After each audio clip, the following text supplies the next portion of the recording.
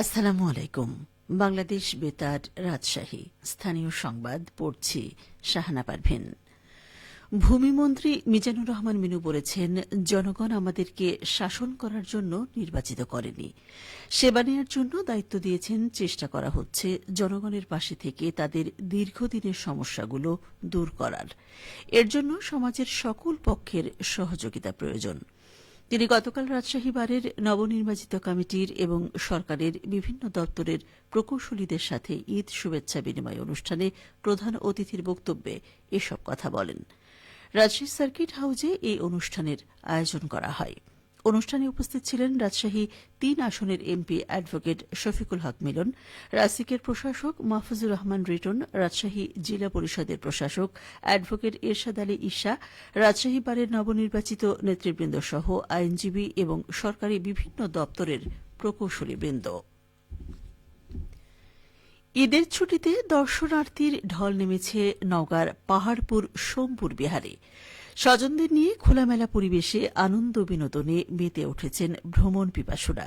প্রতিদিন প্রায় ৫ লাখ টাকার রাজস্ব জমা পড়ছে সরকারি কোষাগারে।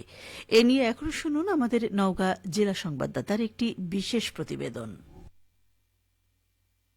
ঈদের ছুটিতে পাহাড়পুরে ছুটে আসছেন ভ্রমণ পিপাসুরা। জাদুঘরে সংরক্ষিত প্রত্নতাত্ত্বিক নিদর্শন আর সোমপুর বিহারের সৌন্দর্যে মুগ্ধ আগতরা। কয়েকজন দর্শনার্থী যেমনটি বলছিলেন, পরিবার নিয়ে আসছি, আমার ওয়াইফ, আমার বড় আপা, আমার ভাগ্নি। গতকালও ঘুরেছি, আজকে এখানে আসলাম। এটা অনেক এনজয় করছি, গতবারের থেকে এবার ভালো।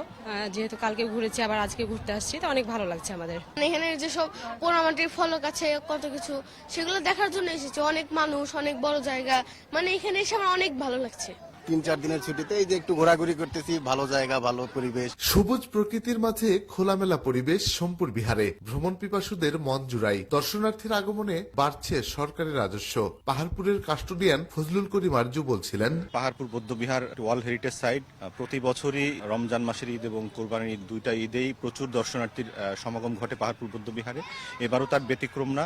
আর যেহেতু একটি টানা ছুটি আছে, আমাদের ধারণা যে সম্ভবত ছুটিকালীন সময় প্রতিদিনই দর্শনার্থী উপস্থিতি বেশ ভালোই থাকবে। রাজস্বের চেয়ে সরকার যেটি বেশি গুরুত্ব দিয়ে থাকে, সবাইকে ইতিহাস সচেতন করা। তারপরে ওই ১০ টাকা ৩০ টাকা করে আমাদের প্রতিদিন ৫ লক্ষাধিক টাকা বা তারও বেশি টাকা রাজস্ব আদায় হচ্ছে। ঈদের ছুটিতে পাহাড়পুর বিহারে প্রতিদিন প্রায় ১০,০০০ দর্শনার্থীর আগমন ঘটে বলছেন সংশ্লিষ্টরা। শফিক ছোটন, নওগাঁ জেলার সংবাদদাতা, বাংলাদেশ বেতার, রাজশাহী। ঈদের ছুটি শেষ, প্রিয়জনের সঙ্গে আনন্দ ভাগাভাগির পর এবার কর্মস্থলে ফিরছেন মানুষ। আর এই ফেরার যাত্রায় রাজশাহী রেল স্টেশনে দেখা যাচ্ছে যাত্রীদের উপচে পড়া ভিড়। রাজধানী সহ বিভিন্ন কর্মস্থলে ফিরতে ভোর থেকে স্টেশনে জড়ো হচ্ছেন যাত্রীরা। বিশেষ করে আন্তনগর ট্রেনগুলোতে চাপ বেশি দেখা যাচ্ছে।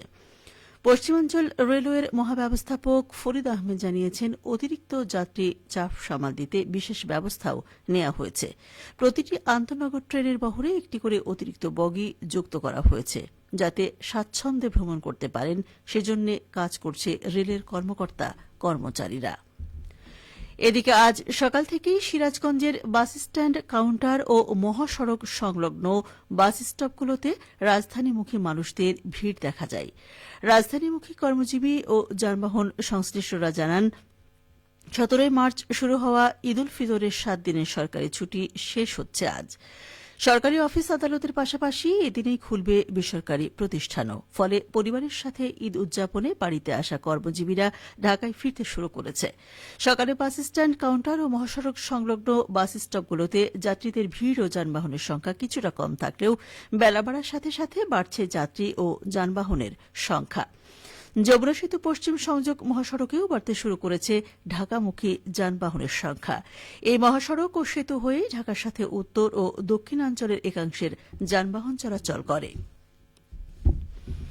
নাটোরে বোরো ধানের জমি পরিচর্যায় ব্যস্ত সময় অতিক্রম করছেন জেলার কৃষকরা। চলতি বছর জেলায় ৫৭,২০০ হেক্টর জমিতে বোরো ধান আবাদ করা হয়েছে। এর মধ্যে ৫২,৭০৪ হেক্টর উচ্চ ফলনশীল, ৪,৪৬১ হেক্টরে হাইব্রিড এবং ৩৫ হেক্টরে স্থানীয় জাত। কৃষি সম্প্রসারণ অধিদপ্তর নাটোর জেলা কার্যালয়ের উপপরিচালক মোহাম্মদ হাবিবুল ইসলাম খান জানান, বোরো ধান চাষে অনুকূল আবহাওয়া বিরাজ করছে। বিগত সময়ে ধানের উচ্চ মূল্য প্রাপ্তি, চাষাবাদের সকল উপকরণের সহজলভ্যতার কারণে কৃষকরা ধান চাষে আগ্রহী হয়েছেন। কৃষি বিভাগ কৃষকদের প্রয়োজনীয় পরামর্শ, প্রণোদনা এবং প্রযুক্তি সহায়তা দিয়ে যাচ্ছে। সবশেষে আবহাওয়া। আজ দুপুর 12টায় রাজশাহীতে তাপমাত্রা ছিল 29 ডিগ্রি সেলসিয়াস। এ সময় বাতাসে আপেক্ষিক আর্দ্রতার পরিমাণ ছিল 45%। রাজশাহী ও পার্শ্ববর্তী এলাকায় আজ সূর্যাস্ত সন্ধ্যা 6টা 17 মিনিটে। সংবাদ শেষ হল। আমাদের পরবর্তী সংবাদ দুপুর 2:05 মিনিটে।